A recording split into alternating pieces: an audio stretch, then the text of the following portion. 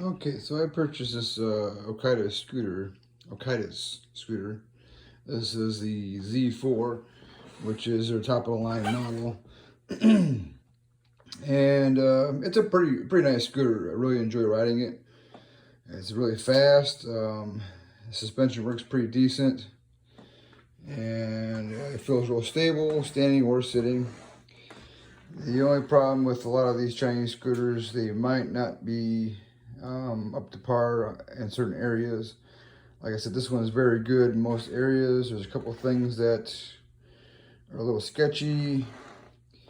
Well, I should say one thing that's just really kind of sketchy to me, and it's not dangerous, but down here, there is that threaded rod, and when you lock this into place using this little lever here, this will move into this position down here, and it actually locks in, and it springs so it won't pop out. And then this other lever over here, right there, flips up and it locks it into place, which kind of holds it. Well, the problem I'm finding is as you hit bumps, the screw actually bent a little bit and it wasn't locking tight anymore. So you can adjust it by turning the nut. So I adjusted it a little tighter and it's snug at this point right now, but I've done that once already and it loosened up. And it wasn't really the nut that loosened because the nut has it's a locking nut, so I don't think the nut actually moved. I seen the screw had bent, and so that's an issue. If it gets to the point where that screw breaks, then I'll have to replace it with a hardened screw, because it's definitely not hardened if it's bending like that. So it's a threaded rod. It's a rod with the threading on both ends.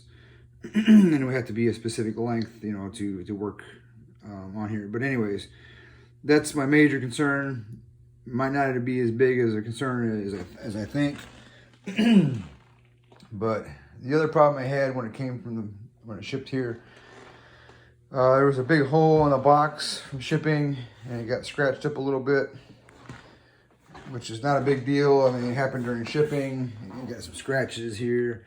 And actually, when I adjusted my stuff on my dashboard, it covered up most of the scratches. So you can see there's one scratch you can see right there.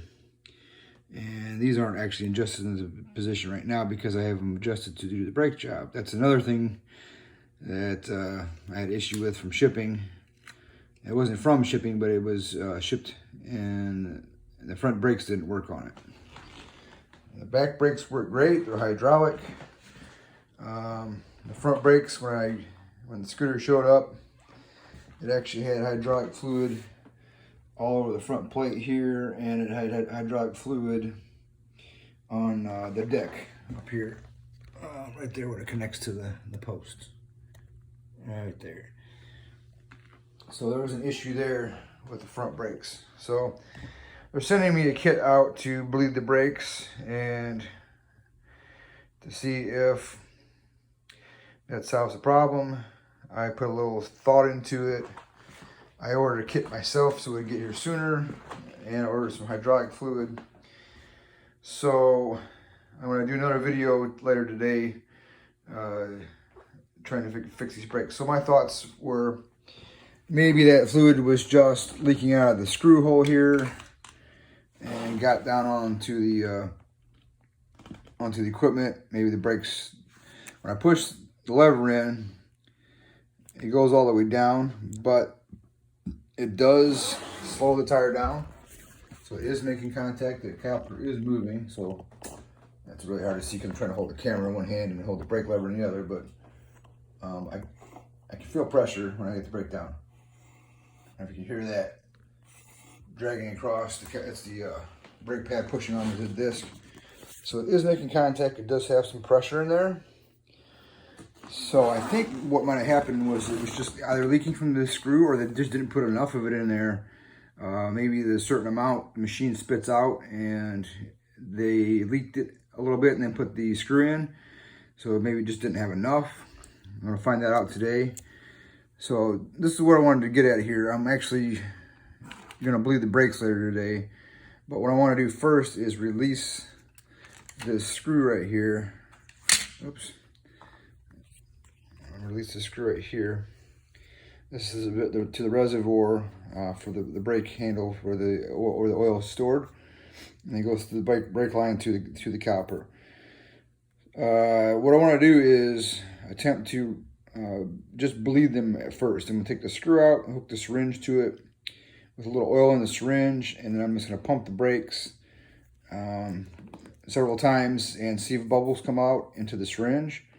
If they do, what's happening is the air is coming out and it's replacing the air with the fluid that's in the syringe. It'll exchange. If that works, then I'll put the screw back in and give it a test, and we're all good if that works.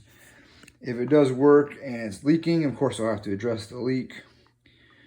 So that's what I'm going to do, and I'm going to, if that doesn't work, I'll have to take it apart and find out, once I know where the leak's at, I'll have to fix the leak and then bleed them with the kit and put all the oil in it.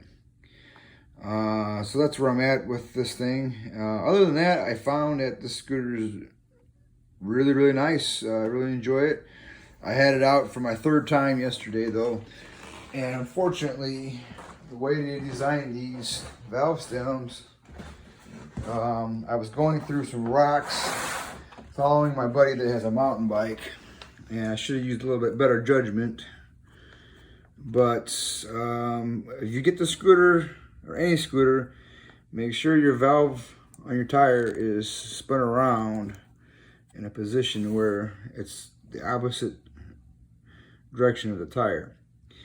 What had happened is I was next to some boulders and I got off the scooter because I was stuck, and I lifted up on it a little bit, just enough to kind of hop it over the rock, and this thing was spun around the other way. Like it was that direction there, and the rock just caught it and bent it backwards. And these are tubeless tires, so it literally just let all the air out of my tire. It just destroyed the valve and let all the air out of my tire. So I was not happy about that. It kind of ruined my day because I was really enjoying the ride. It was a nice ride that day. The battery is amazing in this thing. It can go forever. It just seems like, and the power that it has is really amazing too. So what I got to do is I got to take a C-clamp, compress this tire, get in here, pop this out from the inside, put a new one in, and then reseal the tire, and it should be fine. Make sure the valve is pointed this direction. But they really should design these better. They should make it to where the valve is just really short. They should actually have this thing like right here and have a cap that just goes over it. I think that would be better. It wouldn't catch on anything. But remember, when you ride this thing, it only has small tires on it. It was my mistake. If these tires were a little bit taller, you could go through rock. You can go through the little rocks that are about yay big, but don't go through boulders. I was going through rocks about that big, and that's what caused the problem. Obviously, the tires don't have that type of clearance. The clearance on this thing is really good. So it goes over most anything that I needed to. So well, I want to show you a little trick here. I'm going to bleed these brakes later. So what I did, you'll see in other people's videos, they'll adjust the brake lever to where it is level, and that's what I did here. I just moved it into the level position, and this thing rocks back and forth. So I'm going to take some shipping tape. That's what I got right here. I'm going to set my phone down for a second while I apply it, and I'll show you exactly what I did. Pretty simple, but I'm just going to tape this to hold it in position, so that way it doesn't move during the repair.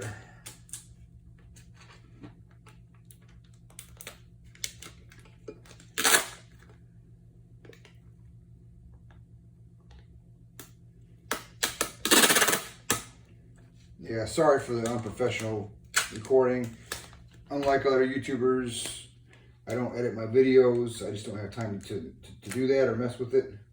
So I'm getting it in the rawest form here. Okay, so that should stabilize it enough to do the work we have to do. I just ran a little shipping tape down and around this piece here and then up the other side. And it pretty much stabilized it. I mean, it moves a little bit, but it's gonna work for what I need it for. Then what we'll do is like I said, we'll undo this here, put the syringe on there, and then if we bleed it and it doesn't solve the problem, I'm expecting to at least bleed it and get pressure in the brakes, but then that should show me if I have a leak anywhere, and then I'll have to address the leak. Hopefully it was just a lack of amount of fluid in the reservoir and that it doesn't leak at all. So we'll find out. But as far as the Okadas scooter, I will do another better review as far as the way it performs riding it, and maybe even get some footage riding it. Really, there's very few flaws on this thing as I can see right now. One other one that kind of is skeptical is the way these handlebars break away. This spins around and moves off to the side here, and then these basically split in half. Make sure this is really tight, and always check it before you ride. Like I've got it completely tight right now, but for some reason with the vibration, it'll work itself loose a little bit. Chances of it coming undone is really slim while you're riding. I just don't see that happening. It would have to spin several times to come off of there.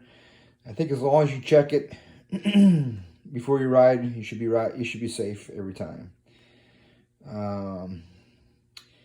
Yeah, it's the computer on this thing is really good. The controller is really good.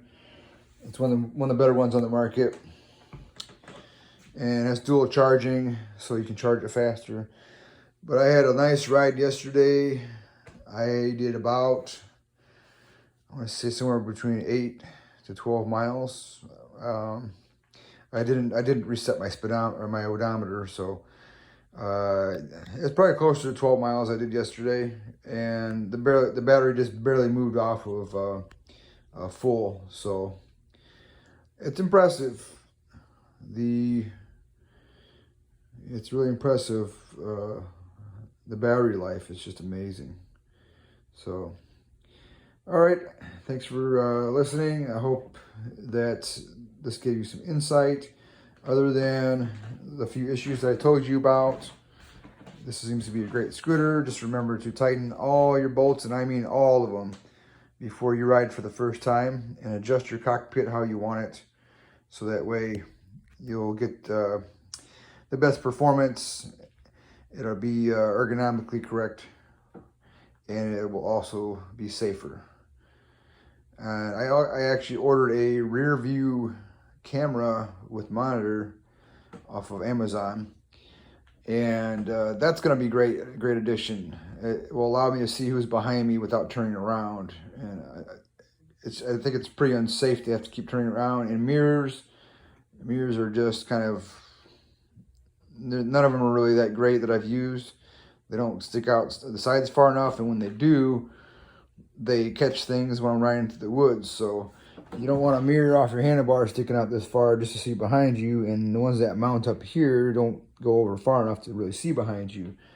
So the best solution I found was to mount a camera on the back of your scooter, or on, as I'm going to do, on the stem of my seat, because I ride it with the seat. And it has a 4-inch display that will go on my handlebars, and I'll be able to see everything behind me. It has a color display and also has night vision. So I'll let you know how that works out too. But, thank you for joining me, and I appreciate you watching. I hope this is helpful. And in the future, I will give a review on riding, how the ride is. And again, before I go, this scooter, the Z4, can go just about anywhere you want it to go. And I'm not joking, that these things are really designed to go where you want to go. And it's not the best at one thing, but it's the best at all. It won't, when you're on the street, it doesn't ride as smooth as you'd like because of the knobby tires. You could put street tires on this, but you'll definitely sacrifice off-road. Really good grip.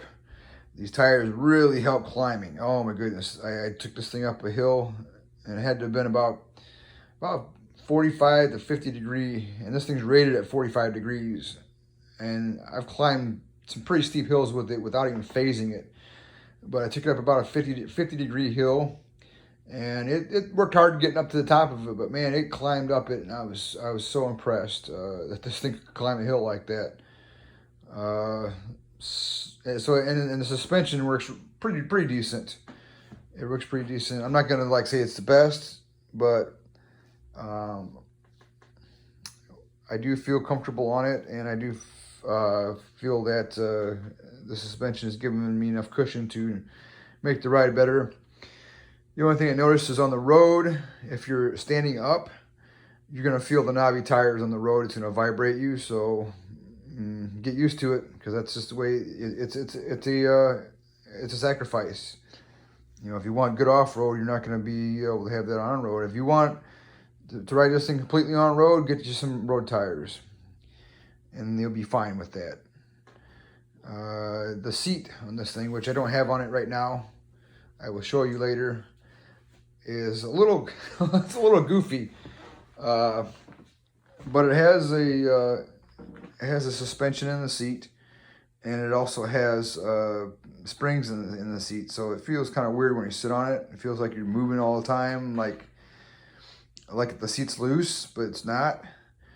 But once you get moving on this thing off-road especially, you'll feel like you're sitting on a cloud. I mean, I'll stand up on this thing and be going probably 15, 20 miles an hour off-road, and I'll feel all the bumps. You know, the suspension works good, but I'm saying that you'll feel, and even on-road, if you're on the road and you're riding and you feel the knobbies, the vibration, like I just said about when you're standing up on road, you'll feel the vibration from the knobbies.